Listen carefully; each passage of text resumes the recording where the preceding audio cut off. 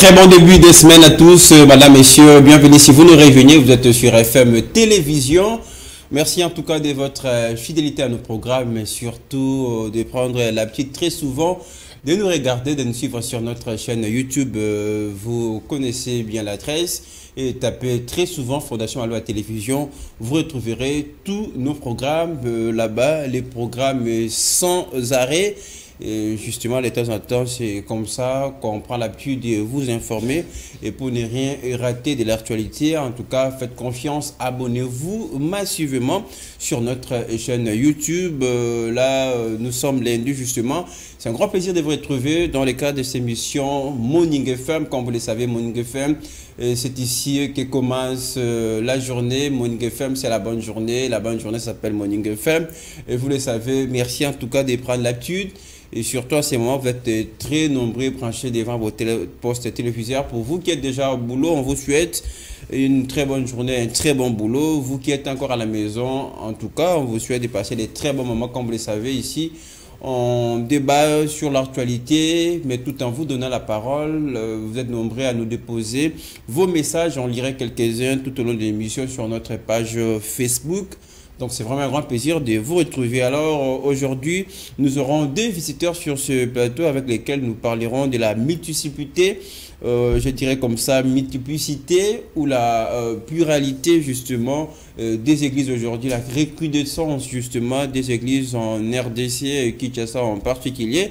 Qu'est-ce qui explique cela? Et carrément, ce qu'il faut dire aujourd'hui, les églises jouent-elles leur rôle convenablement? On va en parler justement avec de jeunes serviteurs de Dieu qui seront tout à l'heure avec nous sur ce plateau. Donc vous aussi, vous avez la liberté en tout cas de réagir, d'intervenir à travers notre sujet du jour. Vous faites partie d'une église, vous observez les églises du jour le jour, alors vous aurez la parole tout au long de ce programme pour nous dire qu'est-ce que vous remarquez, qu'est-ce que vous reprochez exactement de nos églises d'aujourd'hui. Donc, on va en parler tout au long de ces programmes. Merci à toute l'équipe qui nous accompagne, mais surtout qui nous aide à arriver chez vous dans de très bonnes conditions grâce à la réalisation de Dan Daniel, la coordination de mon directeur Gaylor Mouya et également cette équipe généreuse, mobilisée, sensibilisée, en tout cas les matins qui nous accompagnent. Merci à Papi Vango, à Chatrak et Kembo, à Bénédicte Kapende, je n'oublierai pas Israël Kimas, pardon, déjà d'entrée de jeu, je vais saluer quelqu'un de très important pour nous, c'est le pasteur Darius Mukwata, en tout cas de la part de Bénédicte. Merci pasteur, nous attendons vos bénédictions.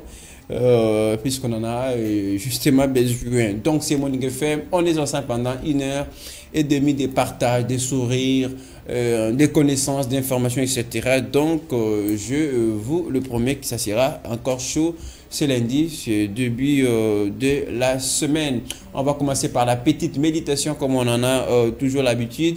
C'est vrai, hier c'était dimanche, peut-être qu'on n'a pas eu tous l'occasion d'aller à l'église.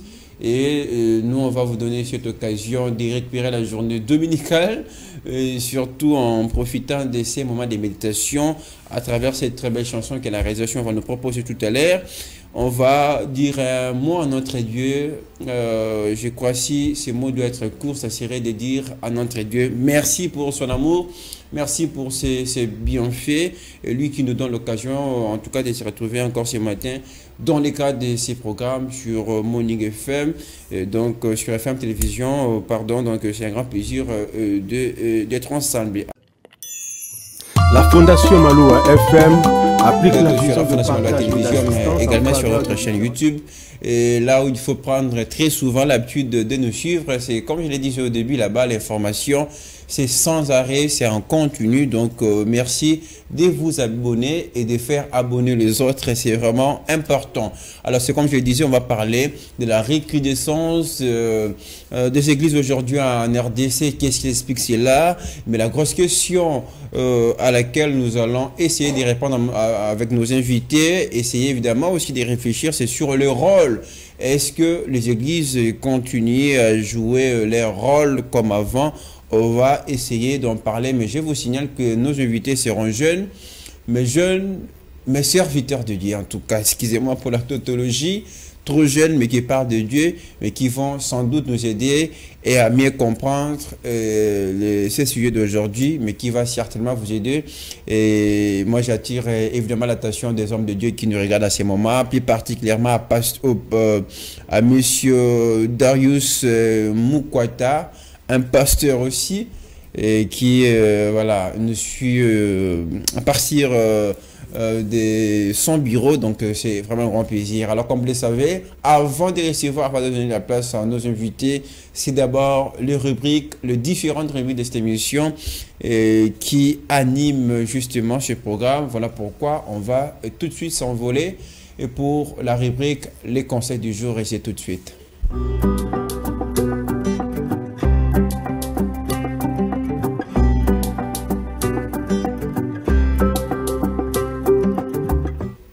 Place au conseil du jour. Comme vous le savez, cette petite rubrique d'interpellation et surtout de prise de décision, ce conseil du jour, c'est pour nous pousser à prendre de très bonnes décisions, de très bonnes résolutions, mais surtout le mettre en pratique, c'est très important. J'espère qu'encore aujourd'hui, nous serons suffisamment servis par rapport au conseil du jour. La réalisation va nous donner les conseils du jour. Voilà. Le conseil du jour est là. On va certainement procéder à la lecture ensemble. La faveur de Dieu vous introduit dans un régime de privilèges et qui fait que votre traitement soit très différent des autres. La faveur de Dieu vous introduit dans un régime de privilèges qui fait de vous qui fait que votre traitement soit traité différent des autres. Ça, c'est vrai. Voilà, aujourd'hui, dans les conseils du jour, comme vous l'avez remarqué, c'est signé Maître Malo-Abili Cléophas, que vous apercevez dans l'image qui nous parle de Dieu. Et ça coïncide justement, puisque tout à l'heure, je vous parlais de Dieu, et avec la méditation tout à l'heure. Et je crois s'il faut essayer de résumer cette pensée du jour, on nous parle de la grâce de Dieu. Nous vivons le temps de la grâce, et Dieu fait grâce à qui il veut et quand il veut, donc c'est la grâce. C'est comme nous a dit l'auteur de la pensée, la grâce divine, tout ça, en tout cas, fait que votre cas soit traité différemment des autres. C'est un privilège que nous recevons de Dieu, surtout quand on s'accroche à lui, effectivement. Et c'est la grâce, c'est vraiment les temps de grâce comme le pasteur. J'espère que nous aurons quelques serviteurs de Dieu sur ces plateaux qui vont, en tout cas, mieux nous parler de cela. Mais tout ce qu'on peut retenir, c'est la grâce de Dieu. Nous vivons pour la grâce de Dieu parce que déjà nous sommes pécheurs. Oui, voilà, ça nous arrive très souvent de ne pas respecter les principes, les commandements de Dieu, tout ça. Ça fait qu'à un moment, notre alliance se soit coupée avec Dieu. Mais Dieu, par son amour, par sa grâce, et voilà, qui renouvelle à nous, ça fait que nos cas soient traités différents des autres. Je suis moi, je ne suis pas l'autre, l'autre n'est pas moi. C'est comme ça, c'est-à-dire moi je peux bénéficier d'un privilège et que mon cas soit traité différemment des autres. Ce n'est pas dit que Dieu m'aime plus que l'autre, mais la condition pour y arriver, c'est tout simplement de croire en Dieu et voilà, de le confesser effectivement, être enfant de Dieu. Ça fera en sorte que quelquefois, justement, nos cas soient traités différemment des autres, mais nous sommes aussi appelés à faire des disciples, comme la parole de Dieu nous dit, aller de toutes les nations, faites des disciples. Je ne suis pas pasteur en tout cas, mais je crois, je vais vous décevoir parce que je ne vous donnerai pas les passages tout de suite là. Je ne suis pas pasteur en tout cas, mais quand même, je sais qu'on a tous la tâche, le devoir de faire des disciples.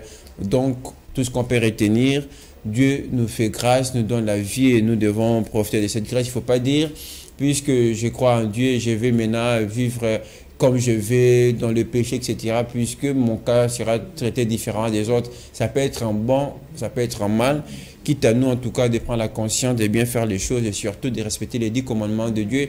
Et parmi les 10 commandements, Ce qui me touche beaucoup, c'est l'amour du prochain.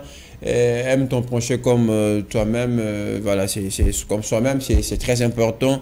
J'espère que ce conseil du jour va nous aider pour prendre de très bonnes décisions, s'attacher à Dieu, l'aimer, continuer, etc. Ça va en tout cas nous aider aussi à propager l'amour autour de nous, dans nos foyers, dans nos familles, même dans le milieu professionnel, même à FM Télévision, de temps en temps, on va prêcher l'amour, c'est extrêmement important. On poursuit le premier numéro de la semaine de votre émission matinale. C'est comme je l'avais annoncé au début, nous aurons des serviteurs de Dieu, mais qui sont jeunes, qui acceptent justement de faire les débats avec nous, parler des églises. Tout à l'heure, je le disais, la recrudescence. Qu'est-ce qui en est la cause? Est-ce que l'église d'aujourd'hui joue-t-elle son rôle comme avant? Ils vont répondre à notre invitation. La plupart, ce sont les habitués qui passent régulièrement par nous. Ces côtés, je reçois Aristote et Jérémy. Bonjour et bienvenue. Bonjour. Bonjour. Bonjour. Nos habitués, mais il y a encore Mardoché à ma gauche qui passe très souvent et qui d'ailleurs nous a proposé un débat percutant avec Fifi Kalumba. C'était la semaine passée. Mardoché, bonjour et bienvenue. Bonjour Monsieur Longo, je suis ravi d'être encore ici sur votre plateau. Très bien, c'est avec plaisir. Alors permettez-moi d'accueillir sur ce plateau quelqu'un qui passe par ici pour la première fois. Je vais prendre quelques temps pour le présenter. C'est Enoch Amora. Enoch Amora, comment allez-vous? Oui, merci, je vais bien. Ah, pourquoi Amora? Ça signifie quoi? Amora, c'est le nom... Utilisez les micros. Voilà. Amora, c'est le nom d'une divinité africaine. Donc Amon, c'est le dieu des dieux dans l'Égypte antique. Et puis Ra, c'est la lumière, donc le soleil. Mais déjà, quand votre nom Amora tire d'une signification de Dieu, alors qu'à peu près l'émission, quelqu'un m'a soufflé que vous ne croyez pas à l'existence de Dieu. Pourquoi cette contradiction? Bon, ce n'est pas une contradiction. Peut-être qu'il ne m'avait pas bien compris. Je crois à l'existence de Dieu. Dieu est dans la nature, mais je ne crois pas la manière dont les impérialistes nous ont apporté Dieu. C'est-à-dire? Je crois Dieu dans la nature, je ne crois pas Dieu dans les textes qui nous ont écrits par les impérialistes, dont les Européens. Ça commence très mal sur ce plateau en tout cas. Nous avons déjà quelqu'un qui se pose aux écritures telles qu'on nous les a proposées. Bon, j'espère qu'on aura tout le temps. Et pour en parler, on vous invite également dans ce débat. D'ailleurs, le sujet restera très ouvert tout au long de la semaine. On en reviendra jeudi avec le pasteur Fortune Mbala. D'ailleurs, qui de temps en temps va intervenir s'il y aura besoin justement au cours de cette émission. Alors, pour démarrer le débat, on commence avec vous, Jérémy. On parle de la recrudescence aujourd'hui. On ne peut pas passer d'une avenue à une autre sans trouver une église. D'ailleurs, ce qui est curieux dans tout ça, c'est que sur une même avenue, on peut trouver 2, 3, 4. Alors, qu'est-ce qui explique justement cette montée en puissance des églises aujourd'hui en termes de nombre en RDC? Ça s'explique avec l'écriture où Jésus avait dit les champs est tellement vaste, mais il y a peu d'ouvriers. Donc Jésus nous a dit, et quelque part aussi, allez partout dans le monde, faites de toutes les nations mes disciples. Je l'avais dit au début, sans être pasteur, allez de toutes les nations, faites des disciples. Voilà. Donc nous sommes obligés, donc, avec la mission dont Jésus nous a donnée, nous sommes obligés d'aller par-ci, par-là pour prêcher sa parole, pour dire aux gens qu'il est vivant. Alors, dans chaque religion ou dans chaque doctrine, il y a en fait des contradictions. Il y a certains qui croient l'autre chose et puis l'autre qui croient d'autres choses également. Alors, c'est ce qui explique en fait la multiplicité des églises. Il y a certains qui croient par exemple qu'il y a un seul Dieu.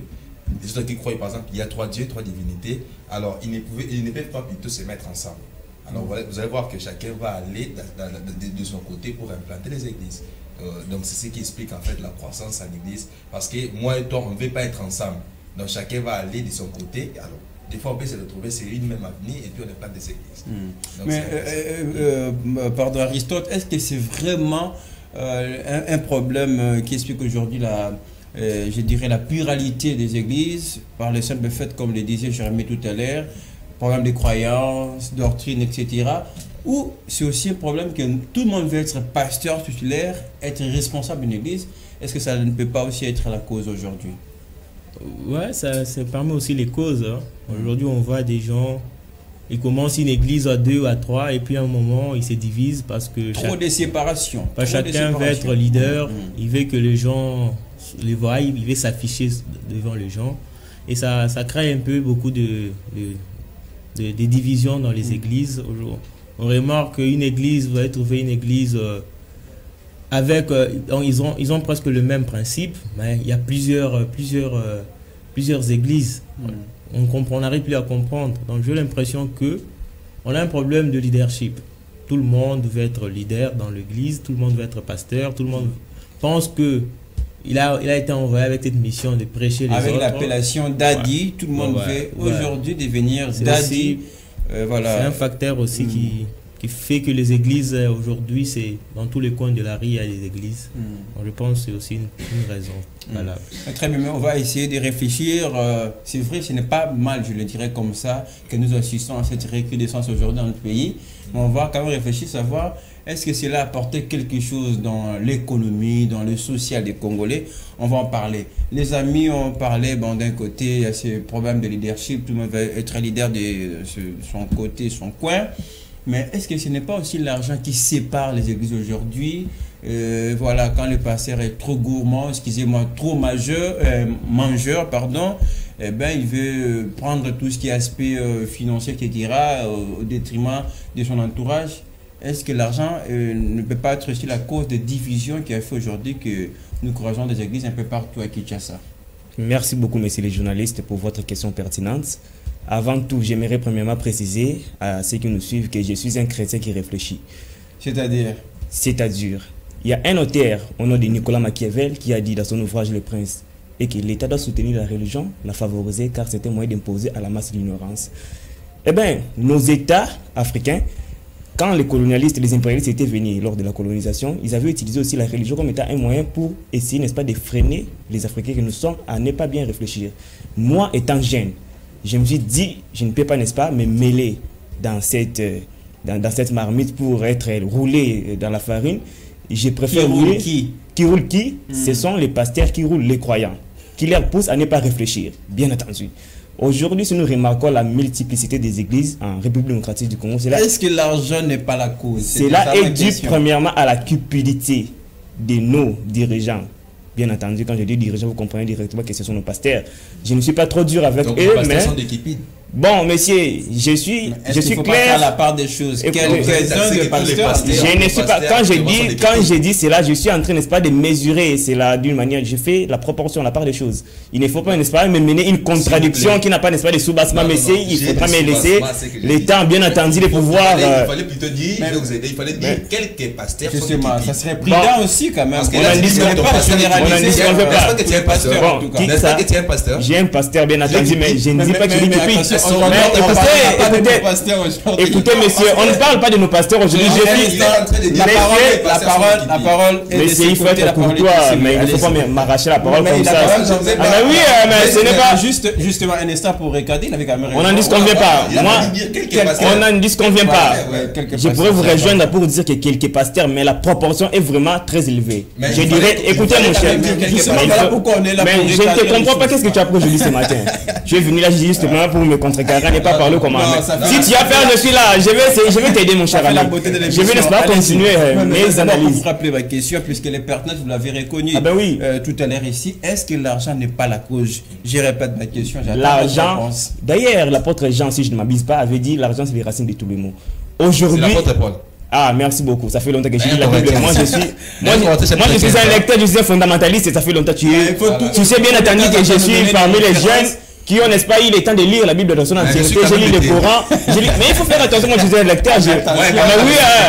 Voilà, je disais ceci. Il ne faut pas nous intimider. Ah, mais oui, ce n'est pas une intimidation, mais c'est juste pour, n'est-ce pas, essayer de lui ramener dans la bonne voie. Peut-être il oublie la personne avec qui il fait face. Il faut faire attention quand tu vois la parole de Dieu. Ah, mais oui, bon, je disais ceci. Mais monsieur, il faut être courtois. Ça, c'est pas, n'est-ce pas, je peux dire que ce n'est pas d'éthique. Je disais ceci. Je disais ceci, il faut être équitable, donc je vais répondre suivant aussi les mêmes timings que eux. Parce qu'il était en train de Tu me as pris beaucoup de contrecarrer. temps. Parce qu'il était en train de me contrecarrer. Il avait pris beaucoup Il de était en train de me temps sans contrecarrer. répondre à ma question. Il était en train de me contrecarrer. Non, j'ai répondu, mais c'est Enoch, mais il me contrecarre. Je vais répondre comment? Vous êtes trop bavard. Je vais répondre comment? Je réponds par ceci. Alors, moi, j'aimerais avant de vous donner la parole cette fois-là pour répondre à ma question. Mais là, c'est de l'injustice, monsieur Ngolo. C'est de l'injustice. C'est de l'injustice. Vous êtes attendu avec eux pour ne pas me mettre. Pour me déranger je ou voulais comment? juste attirer votre attention à quelque chose qui m'a aussi attiré. C'est Aristote qui est en train de noter. Voilà. Et l'attitude d'Aristote m'a beaucoup plu parce que là, il note, on aura tout le temps de revenir sur les siècles, les autres ont rendu et pour équilibrer les débats. Avant de passer la parole à Enoch, vous allez cette fois-ci répondre à ma question. Ouais, l'argent, c'est la cause, c'est les racines de tous les maux. Aujourd'hui, la multiplicité des églises est due par les facteurs que les pasteurs considèrent les églises comme étant des entreprises. Par exemple, si aujourd'hui, comme les frères qui est en face de moi, comme il a lu la Bible, il a maîtrise de quelques versets, il peut se réveiller du coup un menteur pour dire que non, je veux n'est-ce pas commencer mon église. Sans révélation, sans quoi que ce soit. Tout cela, c'est pourquoi il est dû aussi par une manque d'organisation de notre État. Nous vivons dans un État atypique où chaque personne peut créer son église d'une manière aléatoire, sans consulter. Donc, tout le monde veut venir quelqu'un. C'est pourquoi je dirais que tout cela est dû par manque d'argent. Si par exemple je n'ai pas d'argent, comme il est là, s'il ne travaille pas, il peut se dire que non, comme eux a raccourci en haut, il commence son église. Vu que nous aussi nous sommes trop naïfs, nous allons faire quoi? Nous viendrons, vu que nous avions déjà cette conception-là inculquée par nos colonisateurs, sous prétexte que pour être béni ou pour devenir grand dans la vie, il faut prier. Mais là, vous êtes dans la création. Moi, ma question, c'était pour une église qui existe. Quand je dis... on a connu beaucoup de séparations, beaucoup de départs au sein de l'église, aussi pour cause d'argent. Pour cause d'argent, bien entendu. C'est aussi l'une des raisons qui fait en sorte qu'il y ait beaucoup d'églises aujourd'hui. Par exemple, si je travaille avec toi, vous êtes, n'est-ce pas, un pasteur associé. Vous remarquez qu'il y a un déséquilibre. Par exemple, je suis là, un gourmand, dîme et tous les offrandes là, je consomme ça sans toutefois vous donner, je vous donne seulement une proportion qui est au rabais. Vous allez vous dire que non, moi si je travaille de trop, ça sera mieux que je puisse diviser cette église. Oui, très bien. Mais c'est important, donc vous avez la parole en parlant de l'argent qui divise aujourd'hui. Il y a quelques exemples, en tout cas pour appuyer à cette thèse. Vous trouverez dans une église, les pasteurs s'habillent très bien, mais quand vous regardez ses associés, quand vous regardez ces diacres, par exemple, c'est les jours et la nuit. Hein. Est-ce que l'argent aujourd'hui, est-ce qu'avoir les églises aujourd'hui, ce n'est pas être au service du pasteur titulaire? Merci en tout cas, moi je dirais ceci. Donc la multiplicité... Utilisez très souvent les micros. Voilà. La multiplicité de la religion, moi je dirais comme ça que c'est le manque total de respect à la dignité humaine. Donc la religion, c'est un instrument que les impérialistes avaient fait.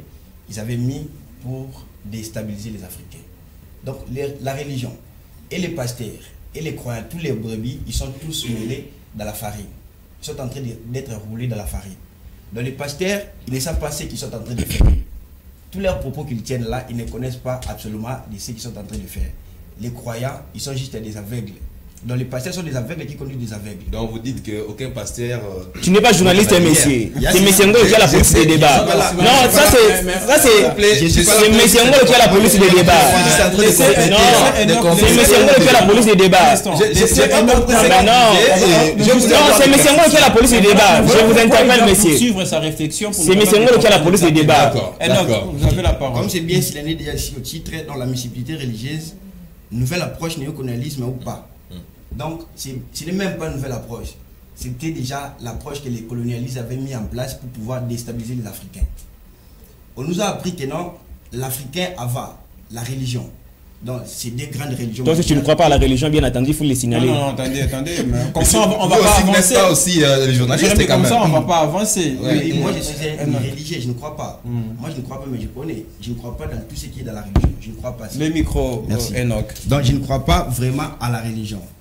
Mais nous avons fait une étude qui montre que non. S'il ne croit pas à la religion, c'est qu'il ne croit à rien. Non, attendez. Il doit d'abord poursuivre sa réflexion. Ah, oui, je ne crois à rien. Je ne crois absolument à rien. Moi, je ne peux pas croire. Puisque croire, c'est définir. Je ne peux pas vivre dans le monde utopique. Donc, vous vivez dans le monde utopique. Alors, pourquoi aidez-nous à comprendre. Justement, vous restez trop mystérieux. Il faut quand même nous permettre, non seulement à nous, mais aussi aux gens qui nous regardent, de mieux vous comprendre. Pourquoi vous ne croyez pas à la religion? Bon, moi, je ne crois pas à la religion puisque cela n'est pas fondé dans les lois qui régissent la société. Donc cela n'a pas de l'importance. Donc avoir la religion, être dans un croyant, cela n'a pas de l'importance. Pour qu'une société puisse aller, puisse être bien donc, au développement, la société là n'a pas besoin de la religion. Donc la religion, c'est juste un instrument pour aliéner un peuple. D'où les impérialistes, quand ils avaient compris ça, ils ont mis ça en place pour pouvoir nous aliéner, donc aliéner les Africains. Donc nous, comme on est avisé, on a compris que non, la religion, son rôle c'est juste pour aliéner les gens. C'est comme quelqu'un qui disait la religion c'est pour nous distraire pendant que nous allons commencer à prier Dieu du matin au soir, et voilà, les Occidentaux viendront piller chez nous. C'est ça. Et qui nous ont apporté la religion.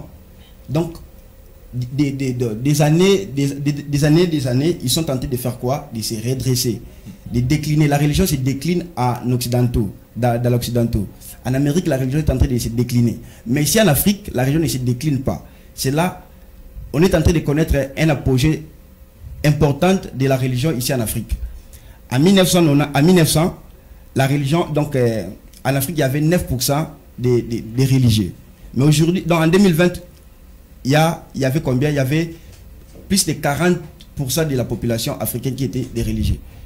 Tu vois, je peux vous lire quelque chose ici que j'avais préparé. Ok.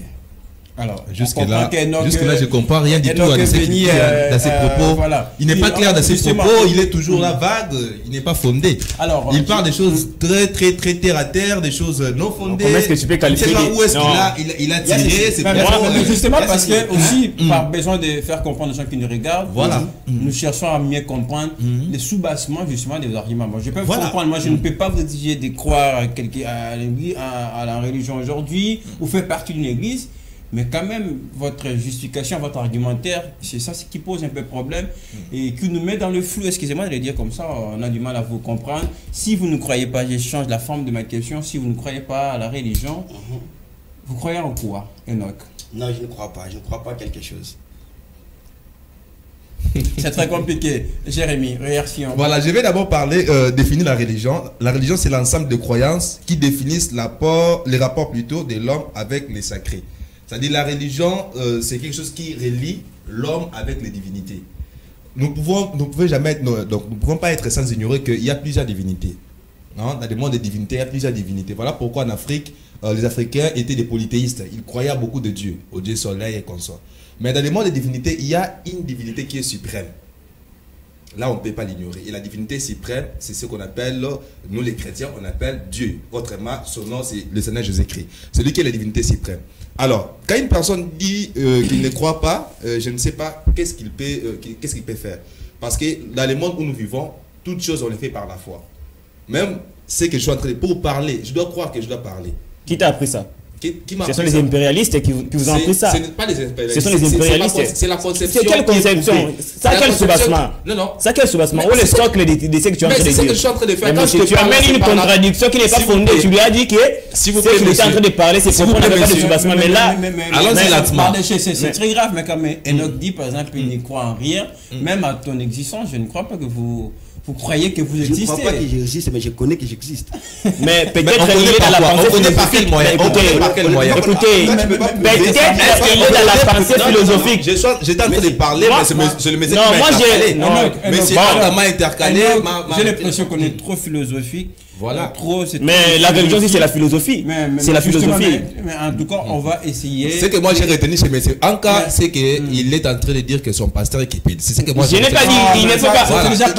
Moi, je n'ai pas dit ça. Il faut tenir compte de la proportion, messieurs. Il faut tenir compte de la proportion. Je n'étais pas obligé de pouvoir tout étaler de ce que j'étais en train de penser. Mais bien entendu, ce n'est pas aussi une imposition de m'imposer de pouvoir parler ce que je dois parler. Non, on t'a pas imposé. Mais oui, quand tu me dis que j'ai dit que mon pasteur c'est un képide, mais ce n'est pas du tout catholique, monsieur. Tu dois retirer d'abord tes paroles. Retire ta parole. Mais il avait dit tous les pasteurs. Non. Il doit retirer tous les pasteurs. Comment est-ce qu'il est en train de me dire quelque chose que je n'ai pas dit? Vous n'avez plus la parole. Allez, on doit respecter les gens qui nous regardent. Si on parle tous à la fois, on ne va pas se faire comprendre. En tout cas, laisser la bouche qui parle parler. Je crois qu'il avait corrigé quelques-uns à la place de généraliser tous les pasteurs. Et voilà, quelqu'un qui est très doux, mais très observateur en train de noter. Alors, j'espère que les choses ont été Les amis ont allé dans beaucoup de sens, pardon. Moi, je vais vous laisser librement intervenir et revenir sur ce que les autres ont dit tout à l'heure. Ouais, je vais commencer par parler à Enoch, voilà. En fait, je crois comprendre sa façon de penser. Les colons, quand ils sont venus, sûrement, leurs premières intentions, c'était de nous piller, en fait. Donc, ils n'avaient pas vraiment, ils nous aimaient pas. On n'était pas leurs frères, on avait une peau qui n'était pas la leur. Donc, c'était un peu ça. Quand ils sont venus, la seule façon d'imposer leur pouvoir, c'était de nous faire croire certaines choses. Comme quoi? Ils nous ont fait croire des fois peut-être que c'était mieux pour le pauvre, c'est facile pour un pauvre d'aller dans le royaume. La religion pour le pauvre. Il ne faut pas s'enrichir, il faut donner, il faut toujours être charitable, donner aux autres, tout ça. Au fond, c'était pas mauvais. Mais la façon dont maintenant nous, l'Africain, on a pris la chose. Parce qu'on peut pas quand même rejeter la faute au colon, qui est parti il y a déjà de cela plus de 62 ans. Il ne faut pas toujours dire que non, c'est la faute du colon, il est parti. Les années ont passé, on a du temps maintenant de comprendre les choses. On ne peut plus rester dans la même logique en acquisant les autres. La religion, en soi, c'est pas mauvais. Ils sont venus avec des mauvaises intentions derrière la religion, derrière les écritures. Mais les écritures, ce ne sont pas des choses qu'ils ont juste créées pour nous venir nous baratiner. C'est un peu comme encore un frère me disait, la religion comme un bonbon, pendant que nous allons sucer à ces bonbons, ils vont profiter de prendre nos richesses. Mais justement, puisque déjà on évolue un petit peu, c'est vrai qu'au départ c'était comme ça, pour être d'accord avec un autre tout à l'heure ici. Mais en tout cas, après avoir compris, que fait l'Afrique aujourd'hui, après avoir compris que peut-être la religion était une forme de distraction, une question de nous mettre la poudre aux yeux pendant ce temps-là, les Occidentaux vont chercher à appuyer nos biens. Mais après avoir compris, mais pourquoi nous restons toujours dans la même pratique? Tout à l'heure, je parlais de la recrudescence des églises. À Kinshasa, c'est partout qu'on retrouve, sur chaque avenue, au moins une ou deux églises. Ouais, maintenant, c'est ce que je disais, l'Africain, il a pris la chose trop à cœur et il ne sait pas maintenant comment s'en débarrasser. Parce qu'aujourd'hui, Mardoché le disait tantôt, les gens pensent qu'aller à l'église, c'est ça, tu vas être béni quand tu vas à l'église, que quand tu vas à l'église, tu rassures ton avenir. Pourtant, c'est pas ça. Pour le mariage, il faut aller à l'église. Pour voyager, parce qu'aujourd'hui, vous allez voir une église qui organise même pour avoir une petite amie, il faut aller prier. Une église qui organise un séminaire où ils prient pour le voyage. Tolonacé. Voyager, c'est pas une bénédiction. Quand quelqu'un voyage, est-ce que c'est une bénédiction? Quand quelqu'un quitte Banzangungu, il vient à Kinshasa, il a fait un voyage. Tu as bien souligné ces points. Peut-être il ne saisit pas la quintessence du mot voyage. Aujourd'hui, pour voyager, c'est aller en Occident. Aujourd'hui, on pense que quand quelqu'un a un visa pour aller aux États-Unis, on l'a béni. Il va aller chez le pasteur, il va donner une dîme. Pourtant, c'est pas ça. Mais aussi parce que les pasteurs aujourd'hui prêchent le voyage, prêchent le mariage, le travail. Maintenant, voilà. il y a une ignorance en fait. Nous, les croyants, on pense que la bénédiction, c'est quelque chose, je sais pas, des surnaturels. Pour réussir dans la vie, il faut toujours prier. Les gens ne se donnent plus au travail. Ils ne font plus les efforts pour travailler. Ils passent des jours et des nuits à prier. Dans les permanences en tout cas. Pourtant, c'est clair. Dieu a tout fait. Il a mis tout sur la terre. Il a mis dans le sous-sol, il y a des minéraux. Il a fait tout pour que l'homme, quand il sera sur terre, qu'il travaille pour gagner son pain. Il dit même, vous mangerez par la sueur de votre front. Mais tu peux pas, tu te réveilles le matin, tu vas à l'église et tu commences à demander à Dieu qu'il te donne un pain. Pourtant, tu es sur terre, il te donne chaque matin le souffle de vie. Donc, on doit vraiment d'abord bannir cette idée que pour réussir, pour avancer dans la vie, il faut toujours prier. Oui, juste une 30 secondes à Jérémie, c'est quand même important de prier. Bon, on ne dit pas qu'il faut seulement prier pour avoir le travail, mais c'est quand même important d'aller à l'église, c'est quand même important de prier Dieu. Effectivement, notre Dieu, nous croyons à un Dieu miraculé. Il a pu faire descendre la manne du ciel aux enfants d'Israël. Il n'a que des plans merveilleux pour nous. Voilà. Il a pu donner de l'eau dans les déserts. Donc voilà, notre Dieu miraculé, il est capable de tout. Donc si tu pries, Dieu même est capable de te donner même le pain dans ta chambre. Il est capable de le faire. Donc, mais ça devient très compliqué voilà. Quand il faut demander le pain sans travail. Voilà, les problèmes. Sans travail. Voilà, ouais. donc on peut pas dire qu'il faut seulement rester dans la chambre pour prier, attendre que Dieu puisse te donner. Non. Ou faire des montagnes, mangué, je vois. Donc là, c'est le mauvais côté de la religion. Là, pour moi, c'est le mauvais côté de la religion. Actuellement, la religion a rendu, pas la religion, mais les gens comprennent mal la religion. Ils ont dit qu'avec la religion, on peut seulement rester dans notre maison et puis on prie Dieu, Dieu va tout faire pour nous. Non. Donc, lorsqu'on croit en Dieu, ce n'est pas comme si tu es dans un lit fleuri d'essence. Non. Tu dois en fait travailler. Même Dieu avait dit à Adam, tu vas manger à la sueur de ton front. Donc, tu dois travailler pour mériter ce que tu veux. Donc, les chrétiens devraient en fait enlever cette pensée, de rester toujours à la maison. Mais est-ce que la responsabilité, ce n'est pas à nos pasteurs aussi de bien prêcher aux fidèles, leur montrer justement qu'il faut aussi aller travailler. Ce n'est pas que le travail va vous tomber dessus. Et voilà. C'est important. Aussi, lorsque nous parlons par exemple de jeunes, on parle par exemple des jeunes qui sont devenus des fainéants. On condamne les jeunes et on condamne aussi à l'État congolais. C'est la même chose avec dans le monde religieux. Donc on doit condamner et les pasteurs et les croyants. Parce que toi tu es un croyant, un pasteur qui te dit à chaque fois que tu seras béni, tu crois à ce qu'il t'a dit et tu ne travailles pas. Là c'est pas un pasteur à qui tu dois rester.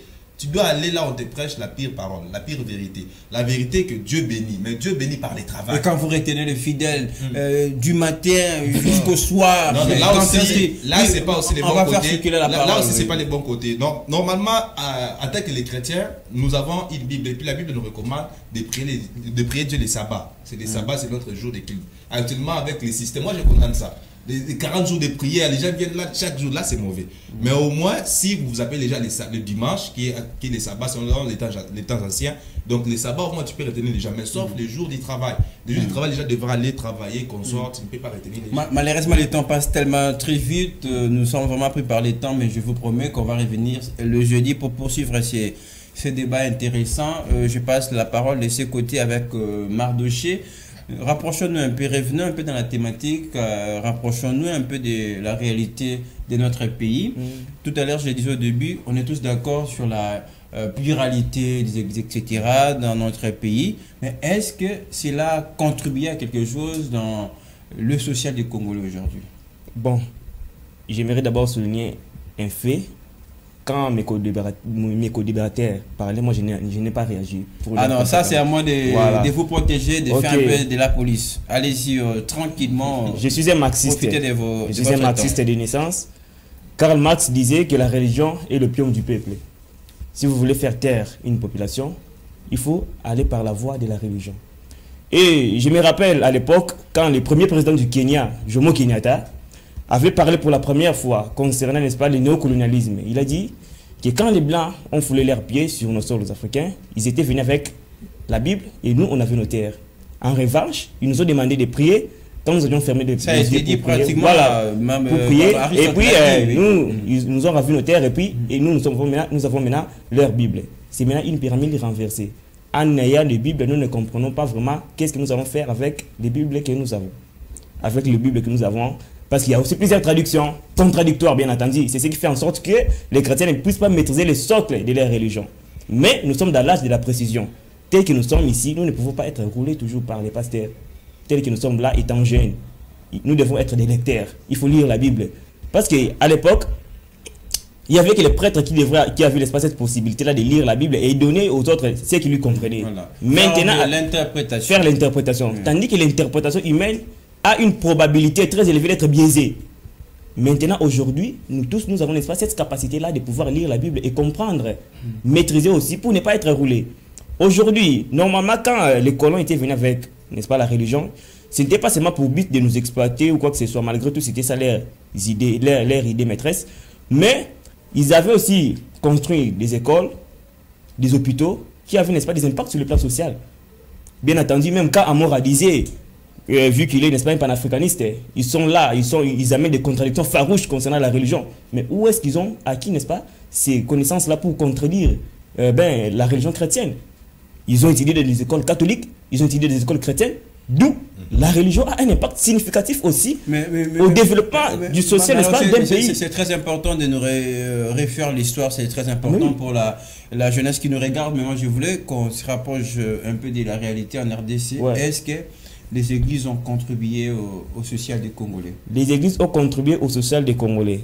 Quand je dis la construction des hôpitaux et des écoles, c'est déjà les sociales. Nous, les Congolais, nous avons, n'est-ce pas, cette conception-là. Quand nous parlons du social, nous voyons directement les ventres. Foufou kaka, Kolia, donc Kolia, les sociales. Mais non. Les écoles, les hôpitaux, les infrastructures routières, j'en passe. Excusez-moi peut-être de citer l'église catholique ou encore l'église protestante. Est-ce qu'il y a d'autres qui construisent, par exemple, des écoles pour les enfants? Il y a d'autres qui construisent des écoles pour les enfants. Je donnerai un exemple aussi de l'église Shekina, les églises des Branamistes et Shekina. Ils ont, n'est-ce pas, une école là. Une école là, d'ailleurs, ils ont, n'est-ce pas, des options là. Qui n'est-ce pas en pleine construction. Mais justement, donc, ça participe en parlant de la pluralité aujourd'hui, c'est là où nous en sommes dans le débat. L'église est commis ébellée. Est-ce que cette montée-là des églises a apporté justement quelque chose de bien dans les sociales, où on a l'impression que ça ne fait qu'affaiblir le peuple dans la pauvreté? La montée des églises et la montée, n'est-ce pas, de l'apport de l'église sur le plan social n'est pas proportionnelle. Il y a une croissance qui est, n'est-ce pas, trop élevée par rapport... La croissance des églises n'est pas suivie par la croissance du bien-être de la population qui vient par l'entremise des églises. Aujourd'hui, nos pasteurs n'ont pas encore cette volonté-là de pouvoir aider les peuples de Dieu. Ils sont là, par exemple, moi, on me paye 5 000 francs congolais, et puis ils m'imposent de pouvoir donner une dîme, faire ceci, cela, tandis que lui... Est-ce que c'est imposé? Je ne crois pas. C'est une... Écoutez, c'est aussi une question que les gens ne comprennent pas. C'est capital. C'est une question. On en discute pas. C'est important, mais... C'est important. C'est un devoir d'un chrétien. Un devoir d'un chrétien. Si je vous disais, ils exigent. Toi, la dîme n'est pas obligatoire. Mais est-ce que ce n'est pas la Bible? Ce n'est pas la Bible. Tu peux même montrer dans le Nouveau Testament là où il est écrit qu'il faut donner la dîme. Mais monsieur, il ne faut pas nous amener des débats là qui... Mais c'est le journaliste, il va encore... Mais oui. Quand je disais que... On doit se mettre clair. Quand je disais que je suis un lecteur de la Bible, il ne faut pas... Mais si vous avez, n'est-ce pas, une écriture qui nous dit de donner, n'est-ce pas, une dîme au Nouveau Testament, mais écoutez, mais c'est moi je réponds à la question carrément non, il ne faut pas qu'on crie, ça nous aide pas en tout cas, moi encore chacun qui nous regarde, la dîme est obligatoire selon la Bible ou selon les hommes? La dîme est obligatoire selon... Bon, écoutez, monsieur Molo, je ne répondrai pas directement comme ça. Avant de répondre, il faut avoir des subassements des Écritures. Moi, j'ai lu le Nouveau Testament. Une nouvelle alliance. Je n'ai nulle part lu là où il est écrit qu'il faut donner la dîme. Ce n'est pas une obligation, c'est un choix. Voilà, si par exemple vous recevez un salaire qui ne vous permet pas de couvrir toutes vos charges, vous n'avez pas trouvé l'esprit là où on parle de l'obligation de la dîme, allez chercher dans l'Ancien Testament. Et l'Ancien Testament, c'est l'ancienne alliance, donc je ne crois pas à ça. Mais quand même, j'ai dit, c'est très important. Moi, par exemple, je suis convaincu, je donne ma dîme. Voilà. Et à qui je vais, moi je ne donne pas seulement qu'à mon Vous donnez votre dîme. Moi je donne à Dieu, à n'importe qui. Mais c'est Ngolo, mais il faut faire attention. Si aujourd'hui nous les Africains sommes pauvres, c'est par rapport, n'est-ce pas? C'est par rapport aux interprétations que nous ont donné nos pasteurs. Peut-être vous avez un $100 que vous gagnez là. Les $100 ne vous permettent pas de couvrir toutes vos charges. Vous partirez encore donner la dîme. Mais c'est du n'importe quoi. Alors c'est question de conviction. C'est un choix. C'est question de conviction de l'alliance. Alors Enoch a un peu de retard par rapport au débat puisqu'il ne nous reste pas beaucoup de temps malheureusement.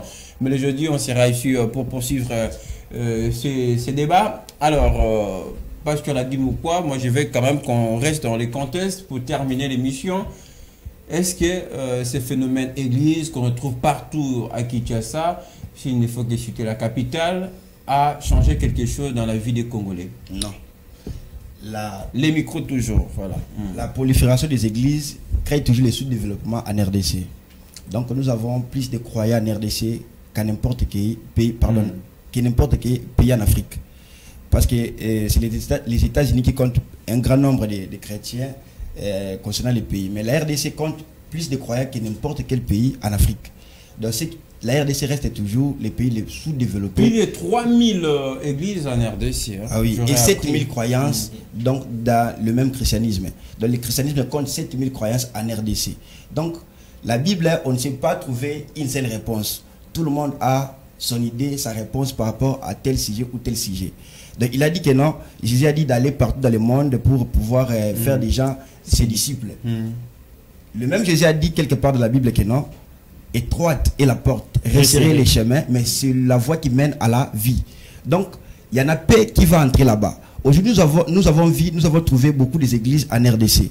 Est-ce que tout ce monde-là, ce grand nombre-là de gens-là vont être sauvés ou comment? Puisque Jésus déjà avait dit dans la Bible que non, c'est peu qui vont être sauvés. Donc, mes chers chrétiens, mes chers frères chrétiens, mes chers frères de la religion, il est temps de faire quoi? Quitter ce désordre-là, ces palabres-là de la religion pour revenir dans la raison. La raison, c'est quoi? La raison, c'est rester authentique, c'est rester africain. Donc, vous devez rester africain. C'est-à-dire quoi? Vous devez rester africain, c'est ça? Non, je n'ai pas dit ça. J'ai pas dit ça. J'ai dit rester africain, c'est rester dans ta culture. Donc, du polythéisme, croire au Dieu. Il faut les respecter. Je suis en train de parler. Mon frère vient de dire ici que non, et nous ne devons pas rester à se lamenter ce qu'a fait les colons. Donc, ils nous ont fait ceci ou cela. Donc, on va faire quoi? Chercher maintenant à faire quelque chose pour pouvoir se booster dans l'avenir. Donc, je dirais ceci. Nous ne sommes pas aussi là en train de faire quoi? De pleurnicher sur ce que les Blancs avaient fait donc, contre nous. Ben, nous sommes là pour pouvoir faire quoi? Valoriser nos valeurs d'abord. Pourquoi? Parce que changer notre société, ça ne veut pas dire que non, nous allons supprimer notre identité culturelle, supprimer notre histoire. Nous devons rester avec notre histoire et puis intégrer donc de nouvelles choses.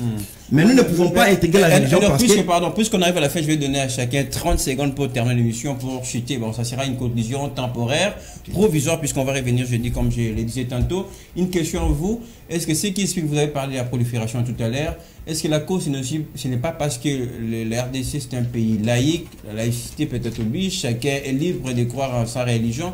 Contrairement quand on va au Sénégal, il y a qu'une seule religion qui domine. Est-ce que ça aussi, le fait de donner la liberté, le pluralisme aux gens, justement, de faire les églises d'aller dans tous les sens, est-ce que ça, ce n'est pas aussi une cause aujourd'hui? Oui, rapidement, en 30 secondes, si vous pouvez les faire. Même notre système d'éducation, la religion, tout ce qui était importé n'est pas bon pour la RDC. Donc, la RDC, nous allons changer notre paradigme. Même les systèmes éducatifs posent problème aujourd'hui. Ok, nous allons changer notre façon de voir les choses. Donc, notre façon, nous allons réécrire notre histoire. Il faut que nous puissions réécrire notre histoire.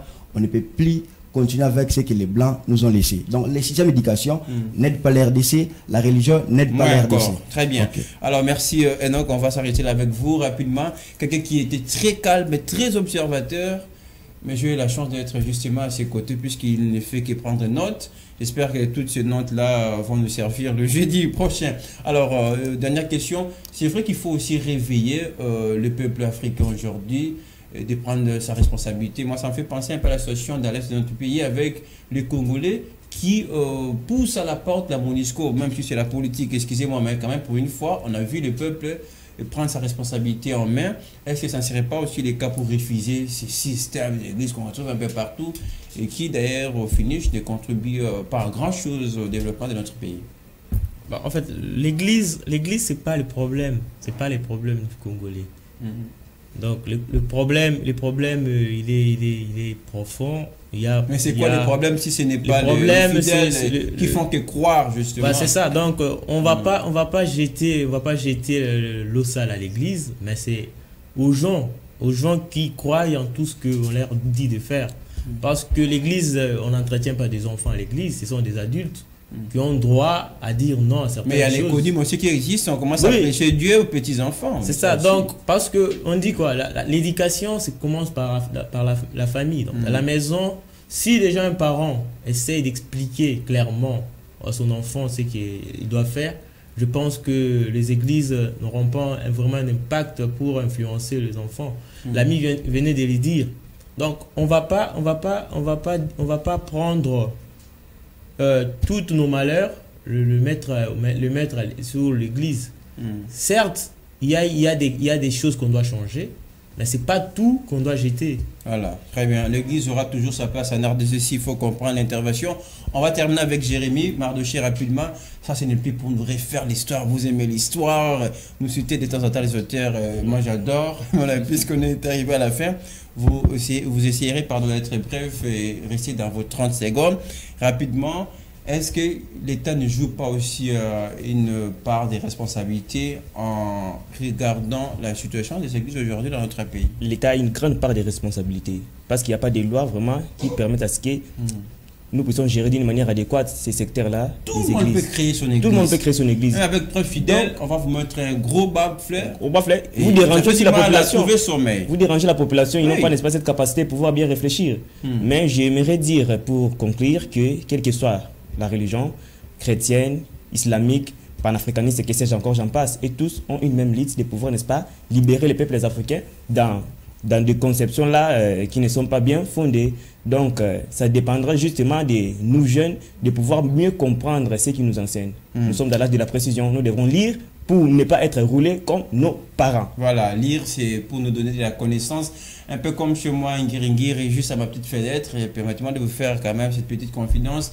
Il y a une petite église qui vient de voir le jour, qui n'a même pas 10 fidèles. Mais en tout cas, tous les matins, c'est l'église qui me réveille avec un gros baffle pointé juste à ma petite fenêtre. J'ai du mal à trouver sommeil. Déjà, pour se réveiller, c'est trop dur avec le pas de l'âge, puisque il n'y a pas longtemps, j'ai fêté mes 45 ans, c'est très compliqué. Asymétrie de l'information. On va terminer cette émission. On n'a pas abordé les problèmes, le rôle de l'Église. On garde en tout cas ces points pour le jeudi. Mais en conclusion, que peut-on nous retenir? Est-ce qu'il faut toujours conserver les églises en RDC? Effectivement, les églises, quand on parle des églises, on voit les individus. Quand on parle des églises, on voit des personnes. Ce sont là qui forment les églises.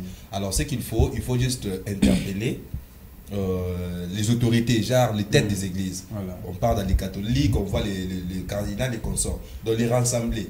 Donc, chaque église devait s'organiser à telle enseigne qu'il devait être même une église dans l'avenir.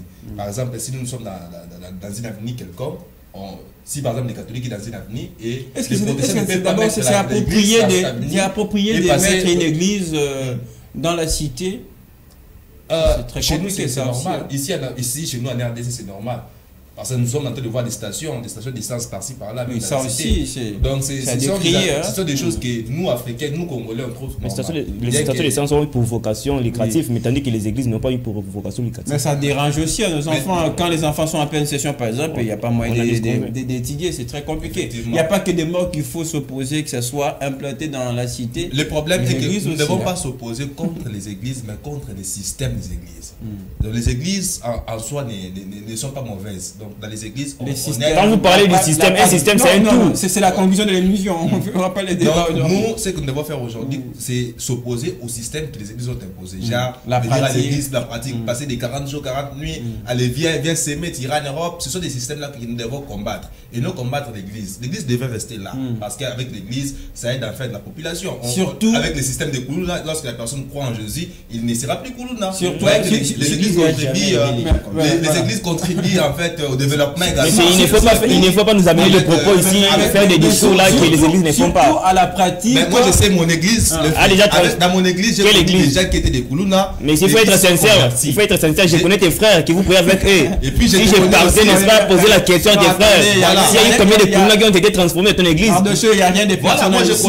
N'hésitez pas à se faire en tout cas, ils n'ont rien à voir dans les débats. Mais sinon, moi je dirais que les églises en soi, pour terminer, les églises en soi ne sont pas mauvaises, mais on devrait juste combattre les systèmes, arranger, corriger, éviter les systèmes d'implantation des églises. Si vous trouvez déjà une église dans une avenue, oui, trouvez une autre avenue, ou carrément trouver un autre quartier. Lui c'est un serviteur de Dieu, il ne va pas créer une église. Non, moi je n'ai jamais pensé à ça. Tu n'es pas un serviteur de Dieu? Je suis un serviteur de Dieu. Et surtout mettre les églises. Vous aussi vous êtes un serviteur de Dieu. Et surtout mettre. J'étais 3 minutes déjà. Désolé, c'est de l'injustice aujourd'hui, je n'ai pas compris, mais c'est moi le commentaire qu'il a fait. Non. Je suis vraiment choqué. Je suis vraiment choqué. Je ne sais pas trop, peut-être vous vous êtes attendu là, en coulisses, parce que vous nous avez accordé trop de temps, je ne sais pas trop, parce que nous sommes des fondamentalistes comment. Je veux vous rappeler aussi que vous avez perdu vos temps. Parce qu'il était en train de me déranger. Non, parce qu'il était en train de me déranger. Éclaircis mes propos, parce que toi tu es dans ma pensée pour savoir ce que je suis en train de dire. Oh, mais messieurs, dans ma pensée, j'avais toujours établi une proportion. Je vais vous donner du temps pour conclure et permettez-moi de conclure aussi cette émission. Mais je vous promets qu'on sera là le jeudi. Mais permettez-moi de soulever une pratique qui me dérange. Arrêtez avec des pratiques de veille de prière qui ne concernent que les mamans.